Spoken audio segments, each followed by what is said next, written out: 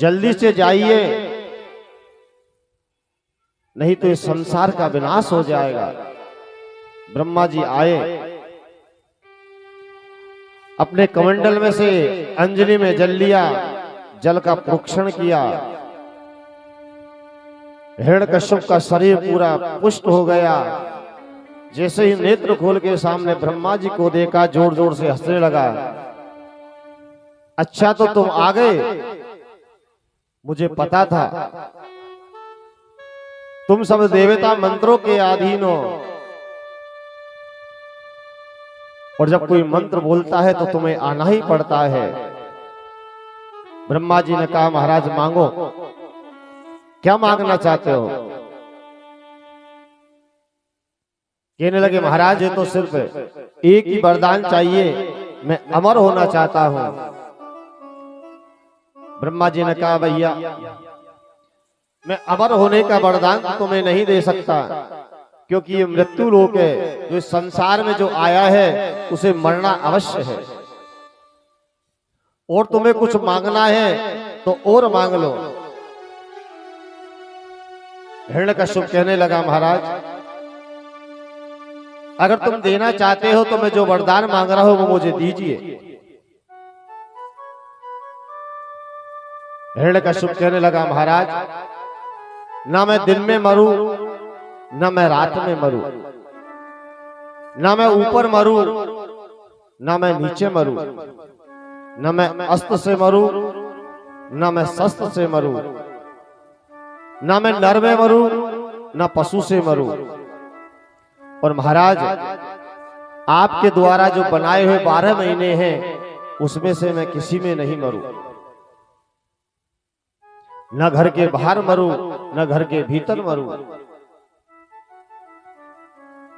ब्रह्मा जी ने कहा, तथास्तु। फिर वे हिरण्यकश्यप मृत्यु तो अपना स्थान स्वतः ही ढूंढ लेती है। ब्रह्मा जी अंतर ध्यान हो गए। हिरण्यकश्यप अट्टहास करता हुआ अपने नगर में आया। कुछ ही समय पश्चात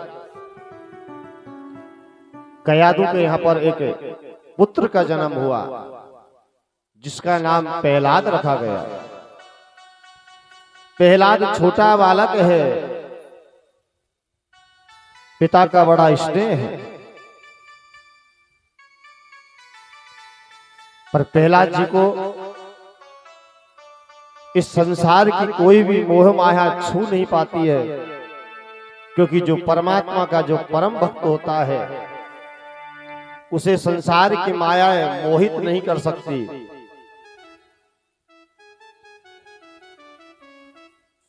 मनी मन बैठे बैठे भगवान का नाम का स्मरण करते रहते थे। धीरे धीरे बड़े होने लगे। इधर हिरण्यकश्यप का चारों तरफ आतंक फैल गया। जो भी संत महात्मा कहीं भजन करते मिल जाते, या तो उसे जेल में डाल देते या मरवा देता। सुखदेव मुनि वर्णन कर रहे हैं, राजन एक दिन की बात है कि प्रहलाद जी नगर में भ्रमण कर रहे थे। प्रहलाद जी ने क्या देखा, एक कुम्हारन बुढ़िया ने का हाव लगा रखा है मिट्टी के बर्तन पकाने के लिए। उसके पास प्रचंड रूप ले गई। तब मुझे स्मरण आया कि इसमें तो बिल्ली के 4 बच्चे हैं। अब उसका दोष मुझे लगेगा। मैं उस परमात्मा से हाथ जोड़ के विनम्र निवेदन कर रही हूं, हे परमात्मा मेरी गलती की सजा इन बालकों को मत देना, इन्हें जीवित बाहर निकाल देना।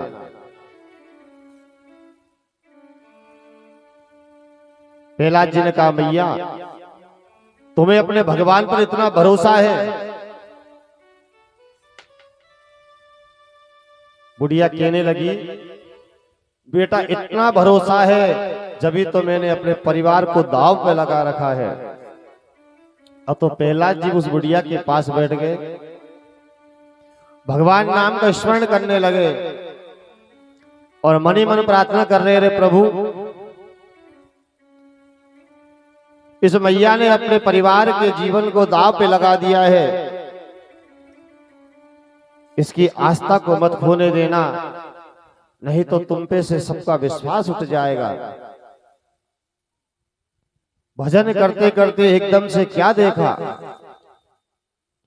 कि जलती हुई आग में से म्याऊं म्याऊं करते हुए उस बिल्ली के चारों बच्चे बाहर निकले।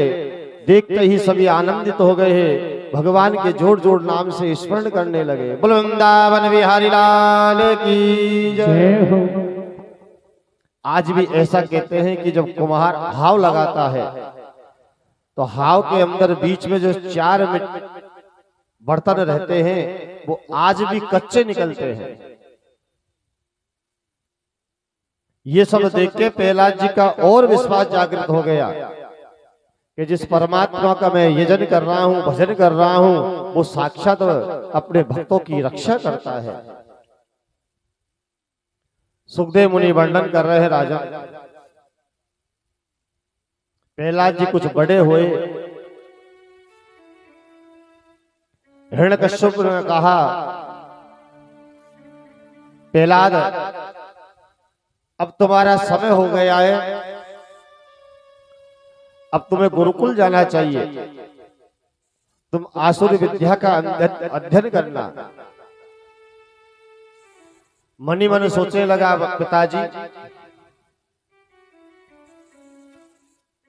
मैंने जन्म से लेके अब तक वेद वेदांतों का अध्ययन कर लिया, अब मुझे अध्ययन करने की क्या आवश्यकता है? जो मुझे करना है वो तो मुझे याद है। फिर भी पिताजी के सामने हाँ वर्दी। उसी समय हिरण्यकश्यप ने गुरुकुल से षंड अमर नाम के दो गुरुजनों को बुलाया, कहा मेरे बेटे को लेके जाओ, इन्हें आसुरी विद्या सिखाना।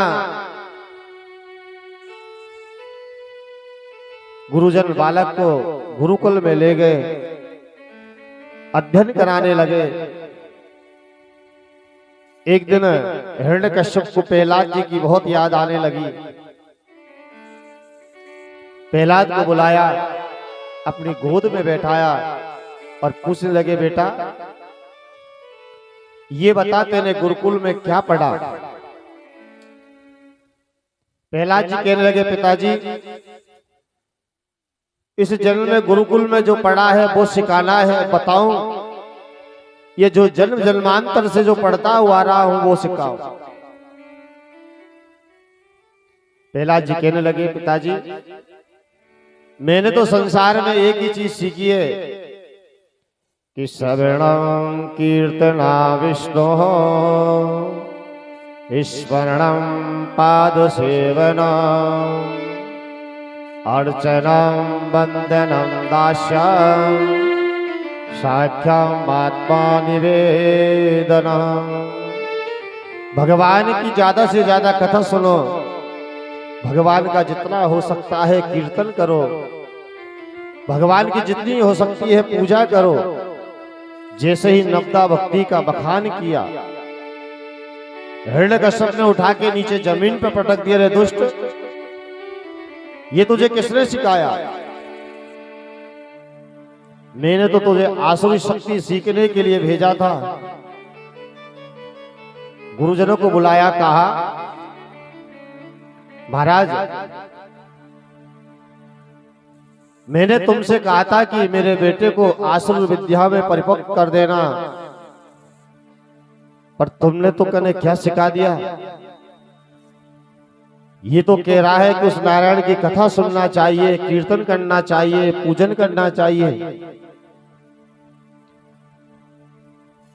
गुरुजन कहने लगे हाथ जोड़ के, महाराज हमें क्षमा करना, हमारे गुरुकुल में तो ये पढ़ाया ही नहीं जाता है,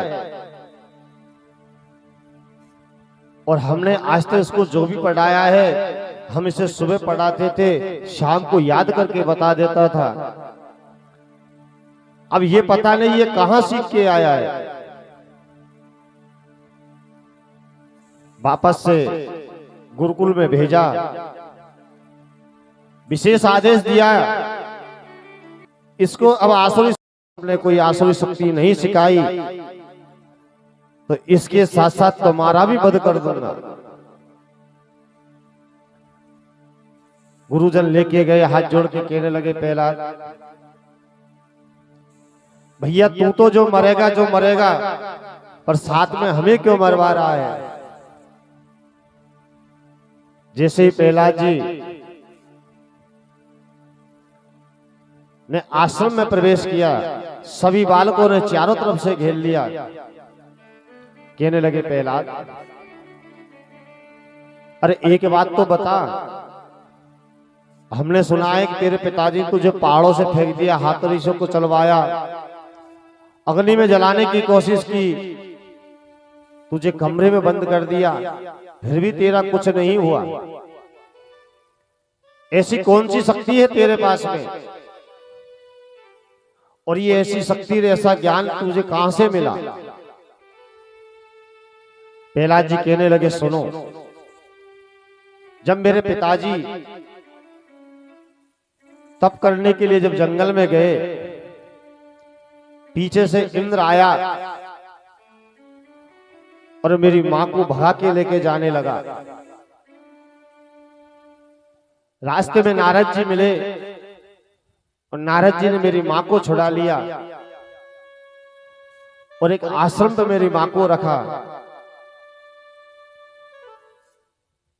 और मेरी मां को रोज उस भगवान के गुणानुवाद सुनाते थे, उनकी लीलाओं का वर्णन करते थे। मैं बैठा बैठा मैं उनकी लीलाओं को सुनता था। उनके रूप और चमत्कार को देख के मन में विश्वास जागृत हो गया। और जो बालक गर्भ में जिस प्रकार की प्रवृत्ति रखता है, उसके उसी प्रकार के संस्कार हो जाते हैं। इसलिए तो आजकल माताओं से कहते हैं कि जो गर्भवती होती है उन्हें भगवान रामचरितमानस का पारायण करना चाहिए, भागवत कथा का पारायण करना चाहिए। जैसी आप संगति में रहोगे वैसी आपकी संतानें होगी।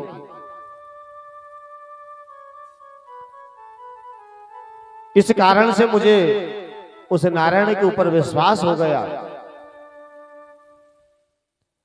और मैं उसी नारायण के विश्वास के कारण मेरा आज तक मेरा कोई कुछ नहीं बिगाड़ पाया। सभी बालक कहने लगे, भैया हम भी अगर विश्वास कर ले तो वो तुम्हारा नारायण हमारी भी रक्षा करेगा। प्रहलाद जी कहने लगे, एक बार विश्वास करके तो देखो, वो नारायण तुम्हारी पग पग पे रक्षा करेगा, पर एक बार विश्वास तो करो उसके ऊपर। सभी बालकों ने प्रहलाद जी को चारों तरफ से घेर रखा है, बीच में प्रहलाद जी बैठे हैं। प्रहलाद जी कहने लगे, जैसा मैं करता हूं वैसा तुम भी करो, वो परमात्मा तुम्हारी भी रक्षा करेगा। बैठे बैठे भगवान नाम का संकीर्तन करने लगे। श्रीमन नारायण नारायण नारायण, श्रीमन नारायण नारायण नारायण, श्रीमन नारायण नारायण नारायण, श्रीमन नारायण नारायण नारायण, नारायण नारायण नारायण, श्रीमन नारायण नारायण नारायण, जय जय नारायण नारायण नारायण। जो नारायण नाम लेते हैं, जो नारायण नाम लेते हैं, पाप भय सब छारायण, श्रीमन नारायण नारायण नारायण।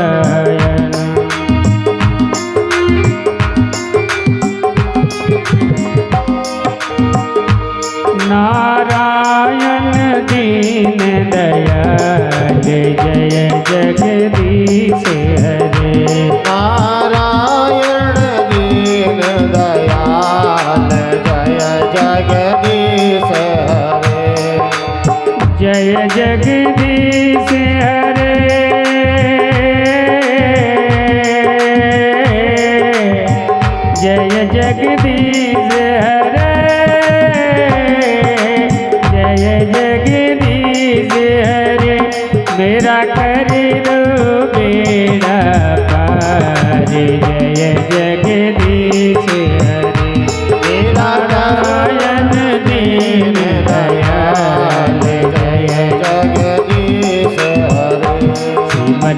नारायण नारायण नारायण भज मन नारायण नारायण नारायण। चारों तरफ धुनी भगवान के संकीर्तन का उच्चारण करने लगे, जोर जोर से बोलने लगे। और जैसे ही शब्दों को गुरुजनों ने सुना, गुरुजन दौड़ते आए, मन में सोच लगे अब तक तो हमारी मृत्यु नहीं हुई, पर अब जरूर हो जाएगी। जैसे ही बालकों के हाथ लगाए, अब तो बालकों के साथ में गुरुजन भी भक्ति में डूब गए। अब तो वो भी गाने लगे, भज मन नारायण नारायण नारायण भज मन नारायण नारायण नारायण श्रीमन नारायण नारायण नारायण।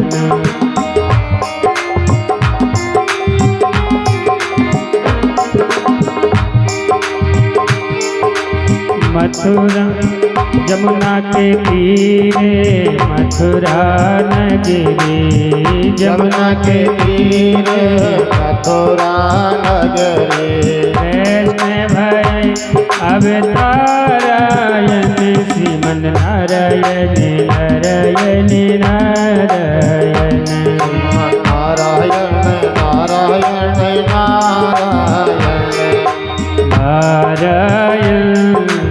नारायण नारायण नारायण नारायण नारायण भज मन नारायण नारायण नारायण। जो नारायण नाम लेते हैं, जो नारायण नाम लेते हैं,